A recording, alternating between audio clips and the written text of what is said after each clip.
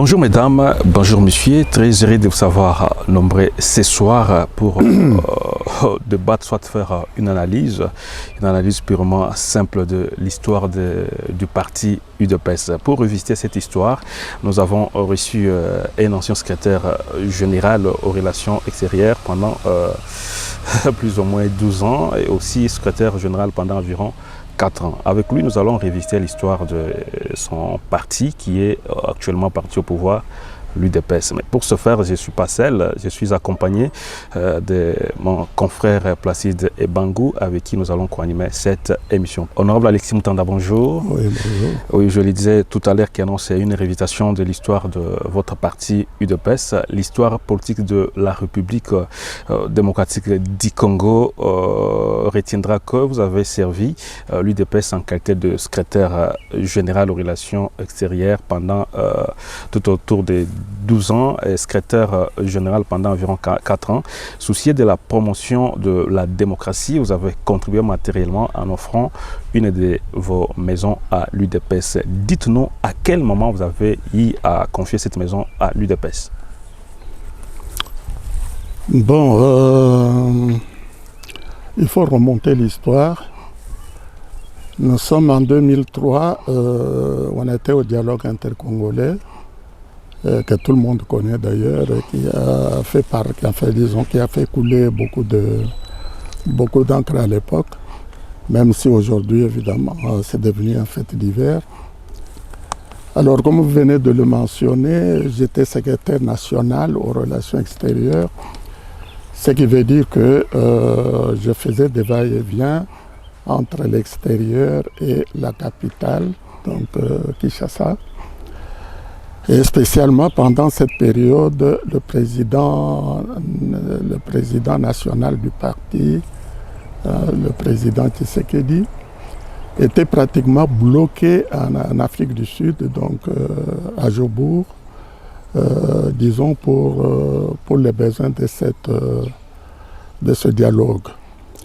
Ce qui fait que je partais généralement de Kinshasa à Jobourg pour lui faire les rapports des activités du parti à Kinshasa. Et puis ensuite, je partais de l'autre côté en Europe ou bien au Canada, aux États-Unis, pour visiter les fédérations et les représentations de l'extérieur. Et alors, j'ai ramassé évidemment toutes les informations à l'extérieur. Et avant de revenir à Kinshasa, je passais toujours par Jobourg pour lui faire le point de la situation. Alors, pour ce qui est de la permanence, ça doit se situer, si je ne m'abuse, au début de 2004. Au milieu de 2004, ou plutôt au début de 2004, parce qu'à cette époque, le dialogue commençait à toucher à sa fin, mais le président était resté là-bas pour disons, terminer certains dossiers.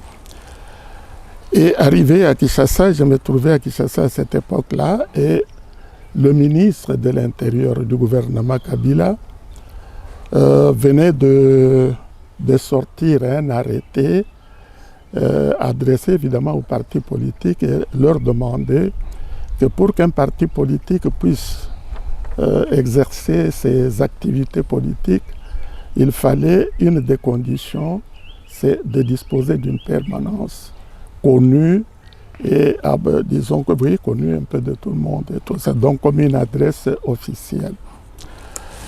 Les autres conditions, évidemment, c'était qu'il fallait des statuts, il fallait que les fondateurs de ce parti puissent être, disons, d'origine, enfin, disons, il fallait dans le collège des fondateurs d'un parti politique, il fallait des personnes, si vous voulez, représentant toutes les provinces de la République. Alors ces conditions étaient bien remplies par l'UDPS, sauf évidemment le cas de la permanence. À cette époque-là, on se réunissait soit chez le secrétaire général qui était Adrien Pongo à l'époque, soit à la résidence du président national lui-même, parce que lui et sa femme étaient en dehors du pays. Alors, mais il fallait avoir une adresse officielle. Et il fallait que le ministère de l'Intérieur puisse recevoir, disons, un dossier complet avec toutes les informations qu'il avait demandées, y compris. Alors c'était évidemment, le parti était dans un dilemme. Alors, dilemme pas ordinaire, parce que voyez-vous quand même en 2004, eh ben, le parti était déjà sur le terrain au moins une vingtaine d'années. Alors, un parti qui était dans les activités officielles pendant plusieurs années et qui ne disposait même pas d'une permanence, on en avait une évidemment. Vous vous rappelez que pas très loin de chez le président Kibasa, on avait une permanence, mais qui avait été détruite par le gouvernement, c'est-à-dire par Kabila. Donc le problème se posait et à cette époque, j'ai vu certains membres du collège des fondateurs, certains vieux du parti évidemment, qui venaient me poser la question: qu'est-ce que nous allons faire, parce que nous n'avons pas de permanence officielle que nous pouvons. Et entre-temps, pour exercer les activités, il fallait, disons, faire quoi? Il fallait écrire au ministère de l'Intérieur et lui présenter tous les documents, disons, qui étaient... Alors c'était un problème assez sérieux. Le président étant absent, quelques membres du collège des fondateurs. Et puis... Alors, j'avais trouvé quand même, disons, qu'il fallait faire quelque chose pour résoudre ce problème. C'est la raison pour laquelle on a cherché, et je suis tombé évidemment sur une occasion, parce que une personne pas proche de la famille était justement en train de vendre cette parcelle qui se situait, disons, sur Zinias, donc à quelques mètres de la résidence du président Tshisekedi et à quelques mètres, évidemment, de la résidence du secrétaire général Pongo. Alors, j'ai fait ce que je pouvais à mon niveau. J'ai débloqué ce qu'il fallait débloquer de mes fonds propres. J'ai acheté cette parcelle, évidemment, en mon nom. Et puis, j'ai présenté ça au collège, aux membres du collège qui étaient disponibles. J'ai trouvé une place. Ils ont visité l'endroit. Ils m'ont dit que c'était vraiment une bonne initiative. Alors, avant même que le président revienne, on avait pris cette adresse et c'est celle-là qu'on avait inclus, évidemment, dans les données qui étaient demandées par le ministère. Alors, le dialogue terminé, le président rentre à Kinshasa. Officiellement, il fallait lui présenter cette villa pour... il le savait déjà, mais il fallait quand même un acte officiel, que la parcelle était un bien personnel, que je mettais à la disposition du parti pendant un certain temps. Et comme c'est un parti qui était tellement populaire et tellement... donc, il n'y avait pas de doute que les prochaines élections, on allait soit remporter les élections, soit... et que le parti, en ce moment-là, pouvait disposer de moyens pour s'acheter, évidemment, une permanence de sa taille. D'autant plus que pendant quelques mois, on fréquentait l'Afrique du Sud et on a vu l'ANC de M. Mandela, de quel bâtiment ils disposaient, si vous voulez, pour loger leurs services, ainsi de suite. Alors, quand le président est rentré, il y a eu présentation officielle de cette permanence et il était évidemment très, très ravi. Il a même appelé Maître Mukendi pour qu'on puisse rédiger évidemment un contrat d'occupation, pas un contrat de bail, mais un contrat pour simplement pour dire que pendant la période que le parti n'allait pas disposer de sa permanence propre, on pouvait occuper ces lieux-là. Et alors on a fait les documents et puis ça a été signé. Mais je peux vous dire entre guillemets que bien que les lieux étaient prêts pour occupation, eh bien, le parti a mis plusieurs mois parce que quand le président est revenu, il y a eu quelques changements. Donc le secrétaire général Pongo avait été remplacé par notre ami Massamba. Massamba, oui. Et puis les équipes étaient changées, etc. Donc il fallait d'abord faire la passation de pouvoir entre la nouvelle équipe et l'ancienne. Oui. Et puis ensuite, il fallait que la nouvelle soit disposée évidemment à occuper les lieux qui étaient déjà mis en place. Parce que j'avais retapé la maison, j'avais retapé, enfin fait ce que je pouvais faire. Avec vos propres moyens toujours? Toujours avec mes propres moyens, bien sûr. Alors c'est de cette manière, évidemment, je crois que les lieux ont été occupés pratiquement, je ne dirais pas 6, mais au moins 7 ou 8 mois après avoir accordé. Mais ça, c'est évidemment une autre paire de manches, une autre question évidemment qui peut être éclaircie. Merci. Placide. Donc aujourd'hui, on peut se dire que l'histoire du parti retient votre nom avec cet acte héroïque que vous avez posé. Est-ce que vous en êtes conscient? Bon, si vous parlez des actes héroïques, je crois qu'il y en a beaucoup dans l'histoire du parti. Hein? Lorsqu'un combattant, lors d'une manifestation, reçoit une balle dans la tête et qu'il tombe, vous n'allez pas dire que c'est un acte...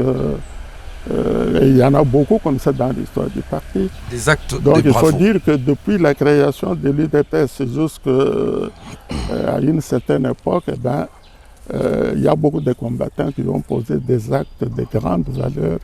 Il y en a qui avaient perdu leur travail, d'autres avaient perdu des membres de famille, d'autres avaient même perdu leur vie, etc. Donc c'était une période, disons, d'héroïsme pour... et si on devait faire l'histoire de ce parti en récoltant un peu toutes ces informations, je vous assure que vous n'aurez pas moins d'un livre d'au moins 1000 pages. Donc en ce moment, le président revient, on lui fait rapport. J'ose imaginer qu'il était très d'accord avec cet acte. Mais en ce moment, le collège de fondateurs qui était aussi dans la gestion du parti, quels étaient les sentiments qui les animaient à ce moment-là? En ces moments-là.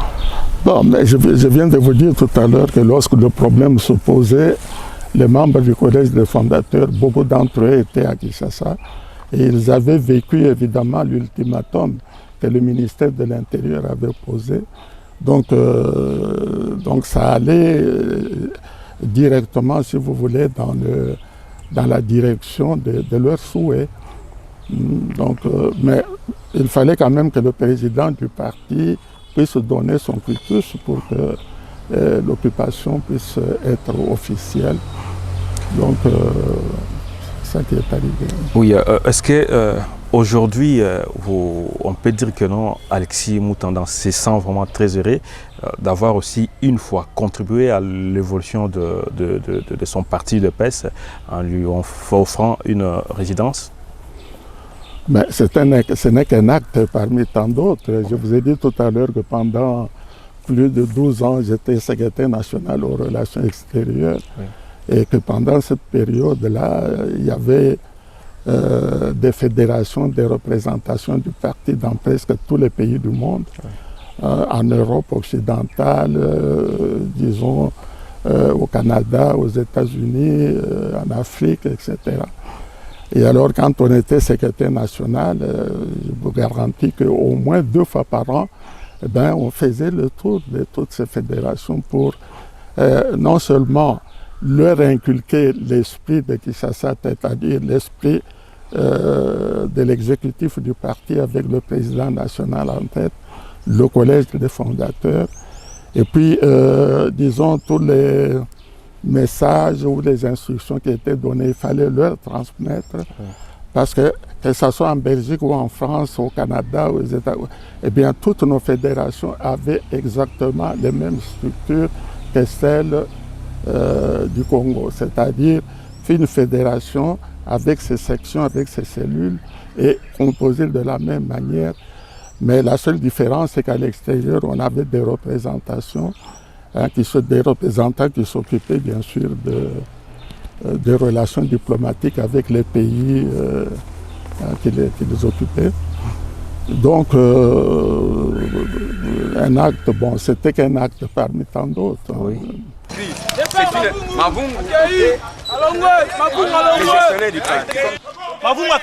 Bon, président Sakoué, Mavungu a l'ingalité. Mavungu a Zoyawa, à sa point de presse, pour un désavoué président à la base. Alors, ils sont dit que les alliés combattants de pèse. Force du progrès, nouvelle génération. Tous les combattants de pèse. Tous les maintenant, déjà, c'est quoi maintenant, tous les Boukango, comme ça, tout ça va devenir surtout de pèse. Parce que très bien, camarades n'étaient.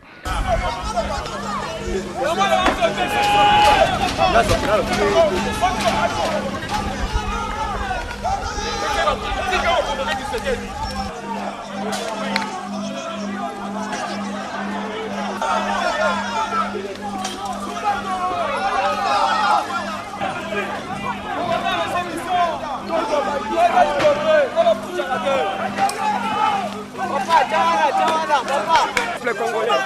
Voilà. En réaction à chaud. Les traîtres partis.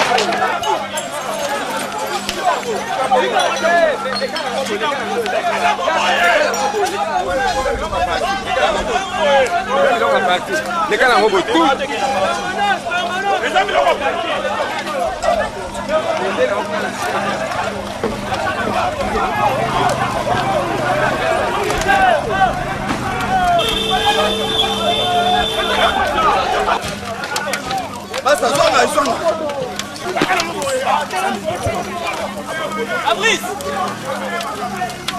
Mutanda zonda kuna ele kwa zo traité Mavungu tozi biloko na biso to maintenant permanence asika.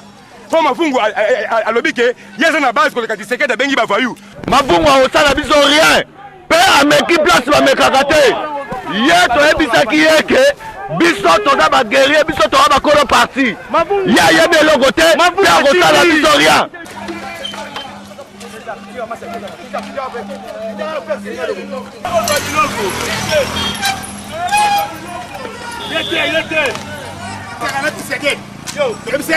Ça c'est la jeunesse du parti. Mavungu traite collabore de M. Kabila. Demi de ses fonctions par le président Tshisekedi, Mavungu veut noyer, ternir l'image du parti en accusant la famille Tshisekedi, en voulant torpiller, ternir l'image du président Tshisekedi. Raison pour laquelle la jeunesse du parti s'est prise en charge conformément au message du président. À mon poste n'est ta vie. Yo balingi ba remplacer mutu mususu. Posa no fufu elala. Potozo ba na ba action ya préavis. Okomo lingo sa teti. Yebela omoni na ba mama toye ko demina.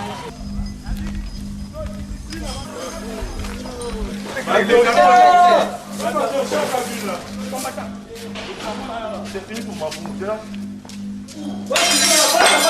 Je suis dans les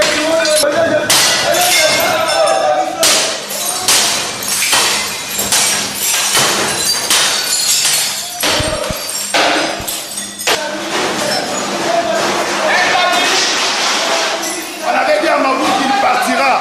On lui avait promis depuis 2014. 2 ans après Mavungu est parti. Maintenant il fait des pieds du Tshisekedi.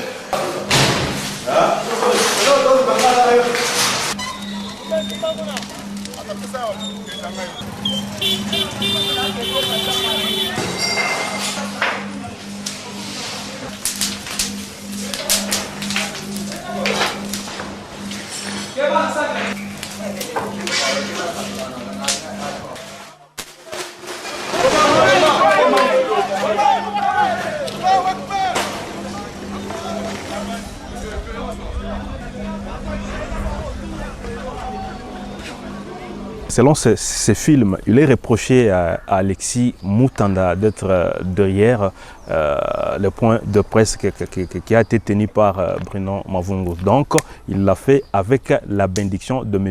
Alexis Mutanda comme propriétaire de la résidence. Êtes-vous d'accord? Mais je ne crois pas que parmi les jeunes gens qu'on a pu parler au cours de cette destruction, je ne crois pas qu'il y en a un seul qui a mentionné cette possibilité-là. Oui. Mavungu, c'était, disons, un cadre du parti, Oui. Qui avait fait d'ailleurs partie de mon équipe lorsque j'étais secrétaire général. Voilà. Il s'occupait évidemment du département des affaires politiques, politique intérieure, etc. Et c'est à lui que chaque fois que je me déplaçais, c'est lui qui assurait mon intérim. Oui. Et je crois que lorsque j'avais cessé évidemment d'exercer ces fonctions, j'ai été remplacé par Jacquemaine Chabani. Oui. Et après Chabani, c'est Mavungu qui est devenu secrétaire général. Et je crois que le président national à l'époque s'était souvenu, disons, du fait que c'est une personne, si vous voulez, qui avait une grande expérience parce qu'il était à côté de moi pendant toute la période de mon administration. Oui. Et donc, par conséquent, lui a fait confiance et lui a confié. Alors, c'est probablement à partir de là que certains membres du parti ou la base avaient compris qu'il y avait une complicité, si vous voulez, entre lui et moi. Oui. De telle manière que les mauvaises bouches ou les mauvais esprits associaient tout ce qu'ils posaient comme acte comme étant une émanation de mon influence. Il y en a même qui disaient, bon, évidemment, quand il faisait de bonnes choses, on se taisait, mais quand il posait un acte qui ne plaisait pas à tel ou tel, on pensait que c'est moi qui lui dictais. Mais c'était encore une fois cette manière, évidemment, de voir les choses qui est totalement dans la ligne de conduite des Congolais en général, parce qu'ils prennent souvent leurs suppositions pour des réalités. Et donc, par conséquent, cet acte qu'il avait posé, c'était quel acte? Tout simplement que le président venait de signer une décision où il donnait les attributions du secrétaire général Marc Kabund, et que lui, c'est le lendemain ou 2 jours après qu'il est allé à la permanence et qu'il a fait une conférence de presse. Et c'est au cours de cette conférence de presse qu'il a annoncé la création de son parti politique. Bon, ça n'a pas plu évidemment aux membres, enfin disons surtout à la base, etc. Ouais. Et les conséquences, évidemment, c'est ce que vous venez de voir dans les images. Oui. Oui, comme l'ont bien montré les images, les dégâts étaient énormes. Pouvons-nous savoir si vous avez eu au sein de votre parti quelques responsables qui ont quand même compati avec vous? Bon, il faut dire qu'il n'y en avait pas beaucoup. Je ne me rappelle pas un seul cadre qui a téléphoné ou qui est venu prendre des contacts avec moi pour dire ses regrets à propos de ça. Parce qu'en ce moment-là, vous savez, le parti avait déjà commencé à aménager le bâtiment qui est sur le boulevard, oui, et qui sert actuellement de permanence. Et alors maintenant, il n'est resté qu'à déménager de manière officielle. Oui. Alors, le plus simple à faire était qu'ils envoient évidemment des combattants pour déménager d'une manière régulière. Oui. Mais malheureusement, je crois que même les cadres du parti ont été surpris parce que les parlementaires debout et puis certaines personnes évidemment mal intentionnées, oui, ont profité seulement de cette occasion du discours ou plutôt de la conférence de presse de Bruno Mavungu pour venir. D'ailleurs, vous avez vu avec quelle précipitation oui, on le faisait. Oui. C'est comme si c'était une action de vie ou de mort. Il fallait coûte que coûte ce jour-là, on sort, etc. Alors que ça n'avait absolument rien à voir. Le discours ou plutôt la conférence de presse de Bruno Mavungu n'avait aucun, qu'est-ce que je dirais, aucune influence, si vous voulez, sur l'acte de déménagement. Déménager, c'était une autre chose. Et puis, vous avez vu de quelle manière ils ont déménagé en laissant des papiers qui traînaient par terre et parfois même des cartes de membres, des correspondances, etc. Tout ça a été... Et puis en cassant ce que vous avez vu là-bas. Et vous avez vu même des images où un monsieur avec une barre de fer était en train de casser les vitres. Et un autre qui cassait la toiture, etc. Et il y en a même qui étaient en train de chercher du feu pour brûler ce qu'ils pouvaient brûler, etc. Donc c'était une colère qui n'arrive pas à s'exprimer. Donc c'est comme si c'était quelque chose qui était préparé d'avance avec cette intention évidemment de... On dirait que le problème n'était pas Mavungo mais plutôt la résidence. Ben, on dirait que c'était ça. Le cas de, enfin, disons, l'intervention de Mavungo, on dirait que c'était un prétexte. Est-ce que vous avez été contacté par Mavungo avant la tenue, soit l'annonce de la sortie de son parti? Mais il était secrétaire général du parti et moi je n'étais pas dans les structures, je ne vois pas pour quelles raisons il devait me contacter. Il posait un acte qu'il posait depuis, je crois, 2 ou 3 années qu'il était secrétaire général. Hein, parce que pendant cette période, quand il était dans son mandat, mais il menait des actes, posait des actes d'un exécutif du parti. Et je ne vois pas pour quelles raisons il devait demander mon autorisation ou bien m'informer de quoi que ce soit. Merci. Ce qui est bon, c'est que beaucoup de ceux qui pensaient que j'étais impliqué dans son parti, et je crois qu'avec les années, ils se sont rendus compte que je n'avais absolument rien à voir avec ce parti, hein, parce que ça soit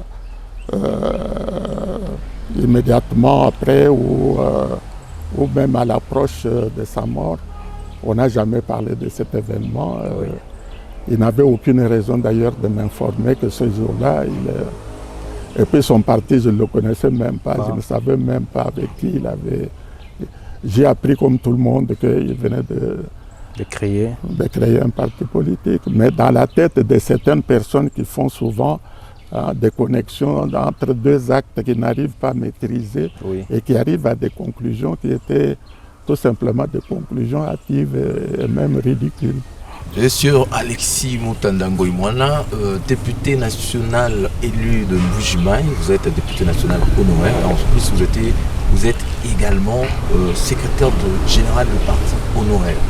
Si nous faisons quelques bons en arrière pour voir l'année où ces événements ont eu lieu, si on vous demande quel est votre sentiment, quel est le sentiment que vous pouvez émettre vis-à-vis de cet acte que les gens ont posé à votre égard vis-à-vis de votre résidence? Oui, pour ajouter mon confrère, est-ce que peut-on dire à ces jours que Alexis Mutanda a été payé à monnaie de singe? Ben, c'est vous qui pouvez, je crois que je vous ai raconté un peu toute l'histoire et même les alentours, etc. Et c'est vous qui pouvez tirer ces conclusions. Il est tout à fait évident que lorsque vous avez un voisin qui est en difficulté, vous essayez de l'aider, etc., surtout avec une habitation, et qu'au moment de sortir de cette habitation, il met le feu et il casse les vitres, etc. Et vous avez des personnes qui sont envoyées spécialement pour causer ces dégâts. Eh bien, tout ce qu'on peut faire, c'est commencer à se demander mais pour quelles raisons et pour quel était l'objectif. Jusqu'à présent, je n'ai jamais compris quel était l'objectif disons, de ces actes. Vous avez vu avec quelle violence, avec quel sentiment, etc. On dirait que tous ceux qui étaient impliqués là-dedans étaient dans une colère tout à fait spéciale, etc. Ils voulaient coûte que coûte démontrer quelque chose, etc., qu'ils n'ont pas pu démontrer. Sauf qu'il y avait beaucoup de sauvagerie là-dedans. Toujours dans ce même chapitre, accompagné de mon confrère Placide Ebangou, honorable Alexis Mutanda, d'après les images, on a remarqué qu'un combattant de bonne volonté qui a exprimé le vœu de voir le parti vous restituer votre bien dans l'état où vous lui avez donné. Qu'en est-il à ce jour? Eh bien, jusqu'à ce jour, on attend. Donc, vous savez, c'est arrivé en quelle année? En 2017, 2010. Le président est mort en 2018. Oui. Donc ça devait être en 2017 et c'était exactement le 15 août 2017. Un certain lundi, oui. Oui, alors non, je crois que non. Il n'y a eu aucune réaction. D'ailleurs, c'est devenu un fête d'hiver pour beaucoup de combattants. C'est un fête d'hiver. On a occupé la maison, maintenant dans cet état. Bon, il n'a qu'à se débrouiller, quoi. Donc, pour la plupart, il n'a qu'à se débrouiller. Oui, en tant que... Mais je sais que le président lui-même, bien avant, quelques mois avant sa mort, et surtout quand ces événements sont arrivés, je crois qu'il avait fait remarquer à un membre de famille qu'il fallait faire quand même des gestes, c'est-à-dire dans le sens de réparer ce qu'il fallait réparer et de me remettre cette maison dans l'état où je leur avais donné. Oui. Évidemment, jusqu'à présent, rien n'a bougé, rien n'a été fait, etc. Donc, alors, vous pouvez vous imaginer, depuis 2017 jusqu'à 2023, oui. Ça fait bien 6 ans. 6 ans, bien sûr. Et pendant 6 ans, si vous passez par là, vous trouverez toujours cette maison dans cet état-là. Et on peut dire à ce jour qu'Alexis Mutanda est patient en attendant la restitution officielle de sa résidence. Officielle, bon, ça on va aller évidemment dans les spéculations. Je préfère ne pas spéculer là-dessus. D'accord. Non, mais justement, nous voulons dire à l'honorable que bien qu'il reste très modeste et puis un peu réservé, c'était un acte héroïque. Il peut en être fier. Bien sûr. Et aujourd'hui, bien que les années ont pu passer, il ne garde pas de rancœur vis-à-vis du parti. Je ne l'ai pas senti non plus. Vous n'avez pas de rancœur non plus envers ceux qui ont posé cet acte. Qu'est-ce qui vous anime à rester aussi serein? Oui, mais on est serein tout simplement parce qu'on se pose la question et on ne trouve pas on se pose des questions, mais on ne trouve pas de réponses. Parfois, vous pouvez faire du bien à quelqu'un et puis ce qu'il vous remet, évidemment, ce sont des cas de quoi Alors parfois, on passe tout son temps à se poser la question, mais pour quelles raisons? Qu'est-ce qui est arrivé? Qu'est-ce qui a motivé la personne pour qu'il puisse arriver à cela? Parce que ça n'a rien à voir avec le geste que vous avez fait au départ. Alors la réponse qu'on vous donne est tellement à l'extrême qu'on se demande mais qu'est-ce qui est arrivé et finalement qu'est-ce qui se passe? C'est pourquoi? Et pourquoi, etc. D'accord. Alors évidemment on est en politique, et la politique étant très complexe. Je ne crois pas que ce sont les jeunes gens qu'on a vus là-bas qui étaient... Parce que beaucoup d'entre eux n'étaient même pas à la conférence de presse de Mavungu. Oui, beaucoup d'entre eux. Donc il y en a qui étaient dans leurs occupations et puis ils ont été mobilisés par des communications, etc. Alors ils sont venus vite et puis il y a cet événement qui se passe et il y en a qui sont entrés. Alors... mais la question qui se pose, c'est tout simplement de savoir, mais pour quelles raisons? Quelle était finalement la motivation ultime, etc. D'accord. Nous sommes pratiquement arrivés à la fin de notre entretien de ce jour. Je pense que c'est une page d'histoire que nous avons ouverte aujourd'hui avec mon confrère. Nous ferons toujours l'effort, toutefois, de revisiter cette histoire. Honorable Alexis Mutanda, quel message avez-vous annoncer à tous ceux qui auront peut-être la chance de vous suivre, surtout aux militants et membres de l'UDPS, je l'ai dit, avec la complicité de mon confrère ici sur ce plateau? Je pense que le parti de l'UDPS, c'est un parti qui a lutté pendant très longtemps, si vous voulez, pour la justice. Parce qu'en fait, l'Union pour la démocratie et le progrès social, c'est un état de droit qu'on est en train divisé.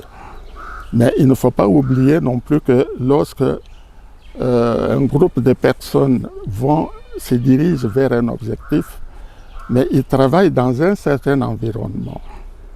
Et n'oubliez pas que notre pays a été gouverné pendant 30 ans par M. Mobutu. Et puis après Mobutu, Kabila a fait 20 ans. Ce qui veut dire que pendant 50 ans, le peuple congolais a été soumis à un environnement de pensée, un environnement des actions, etc., de telle manière qu'on ne peut pas échapper à certaines antivaleurs qui ont été inculquées à la population depuis cette période-là.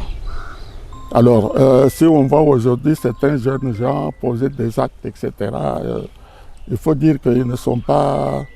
Ils peuvent être victimes, évidemment, de cet environnement. Ce sont des antivaleurs qu'on a avalées, etc., pendant si longtemps. Et si on ne fait pas attention, eh bien, ça devient comme un autre vous-même, hein, de manière qu'on les a tout simplement intériorisés et on réagit, évidemment, dans le cadre de tout ça. Donc, on a été victime, évidemment, de cette longue colonisation où on a été chosifié et puis on a été même, disons, dépersonnalisé, si vous voulez. Donc, on n'est pas toujours maître, si vous voulez, de ces actes lorsqu'on est dans cet environnement. Monsieur Alexis Moutanda, nous vous disons merci d'avoir répondu à notre invitation.